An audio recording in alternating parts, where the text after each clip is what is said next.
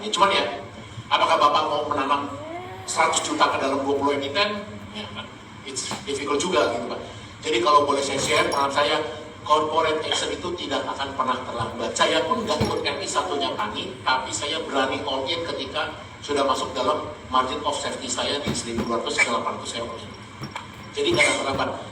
Lebih baik tunggu keterbukaan informasi. Cuman kan anak-anak muda yang Bu Vivi yang maju, tagetar, hajar gitu kan, KW sikat, wifi hajar gitu.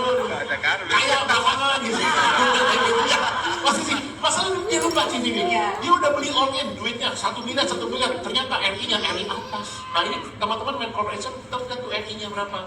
Bukan masalah RI-nya 1 bagi 32 atau 32 banding 1 atau 10 banding 1, 1 banding 10. Masalahnya aset yang dibelinya, revenue-nya berapa, earning yang dihasilkan berapa, kita bisa mengkalkulasi sehingga investasi yang kita beli itu akan return dalam 5, 6, 7 tahun. Nah itu kita hitung. Tanpa keterbukaan informasi, teman-teman akhirnya judi, spekulasi. Padahal nggak ada nama emiten JDI, nggak ada. Judul ada judul. Judul ada judul. Ya, tapi intinya tadi semua matriks yang Pak Yanto kasih itu bisa pakai di screener kita. Bikin aja screener khusus screener Pak Yanto gitu kan. Ada, jadi listnya Jumlah apa share-nya aja. lebih harus kurang dari 1 miliar biasanya. Karena kalau RI atas, misalkan 1 banding 20, berarti kan dia jadi 20 miliar. Ya kan? Cari perusahaan yang enggak rugi, tapi kagak untung. Terus jumlah BSP-nya masih memegang kepemilikan, sehingga kalau TO, kan kalau nggak ada kepemilikan harus TO ya Bu Vivi ya. Harus TO, ada MTO, nah dari MTO, dari MTO pun mungkin nanti right issue bisa lama, atau malah nggak jadi right issue kayak Karwe. Betul. Modal di 120, jualnya di 1.600, oh BSP untung banget, nah itu contoh kayak gitulah. Tapi hati-hati ya, udah bilang mau MTO aja ternyata nggak ada yang mau diinjek, hancur juga Apa sahamnya. yang mau dibeli apa? Kalau udah keterbukaan informasi jelas, bagi kita nyaman.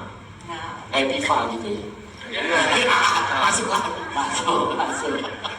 Oke, ya. teman-teman, terima kasih kita berikan tepuk tangan Bu Vivi. Oke, Bu Vivi, satu pertanyaan.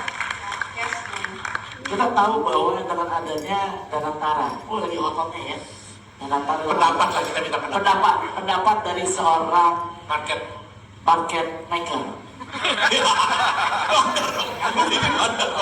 Berarti XL nih kadang-kadang di Jadi seorang head user di pengalaman pasar modal, dengan adanya saham-saham blue chip itu kemarin udah kayak saham gorengan nih, serok ke bawah ya.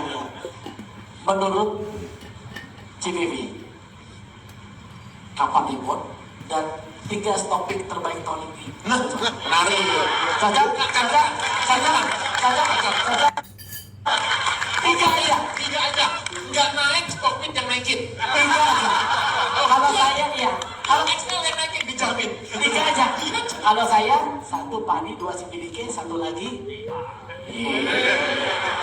Gak sponsor dia diamin aja udah. Saya udah curiga nih, udah bakal ada pertanyaan begini, udah tekan dari Kita lihat aja brosurnya XL sampai Jumat minggu depan ini. ya, oke. Aduh, pertanyaan Danantara, saya takut nih ada live-nya. Oh, iya, nanti tiba-tiba. Tapi intinya sih gini sih. Definitely kalau secara konsep kan sebenarnya nggak jelek gitu kan. Secara konsep bagus. Dan orang-orangnya kayak CIO, Pak Pandu itu orang yang sangat well regarded di market. Dia memang profesional dan memang bagus gitu. Nah, tapi kembali lagi, saya ngerti mungkin dari sisi foreign mereka agak takut karena ini kan sebenarnya uncertainty. Market itu paling nggak suka uncertainty. Mau bagus mau jelek, belum tahu impactnya seperti apa juga, yang penting gue kabur dulu gitu kan, because they don't like uncertainty gitu.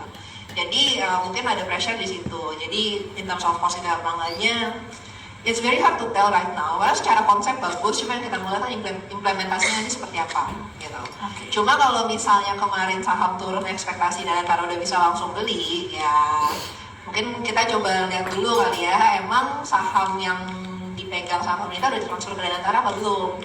Nah, karena kan duitnya tadi kemarin planningnya adalah dari dividen bank-bank besar. Ya, dividen bank-bank besarnya, ya intinya kan kalau dividen itu bakal dibayar ke orang yang megang sahamnya kan. Yang megang sahamnya itu udah ditransfer ke Danantara apa belum? Setahu saya sih belum gitu kan. Itu kan bakal take some proses. Yes. Jadi untuk bisa ngelihat impact-nya seperti apa, kayaknya in the near term, definitely nggak 1 bulan lah. Aduh, berarti masih curang lagi bro. Tapi ini kembali lagi kemarin pas saya sesi sama Pak Yaya, saya juga nanya, Pak gimana nih, ini kan market volatile banget, ada advice nggak buat teman-teman gitu kan, buat motivasi atau gimana mencikapi kalau lagi loss gitu. Dan jadi saya mau sharing the same insight aja gitu. Jadi kata Pak Yaya ya intinya kita mesti ingat market itu nggak selalu turun gitu kan. Market ada turun ada naiknya. Sangat jarang turunnya itu terus-terusan. Jadi kalau sekarang market turun dan kita memang ada cashnya, ya mungkin kita kalau kita yakin sama fundamental perusahaannya ya just average down gitu. Money management ya. Kenapa? Money management ya. Ya betul. Makanya tadi nggak bisa semua langsung di kanan semua gitu kan, yang high risk high return. Mungkin that's why the use of having a dry powder buat bisa kayak average down seperti tadi gitu. Terus tadi second part of the questionnya? 3 stok pilihan. 3 stok pick aja. Langsung kodenya. Oke. Gak usah sebut indiker ya Bu, nama perusahaannya aja Bu. Kita udah tahu. Sebenarnya gini nih, yang paling simpel ya, yang paling kalau kita di stock bid itu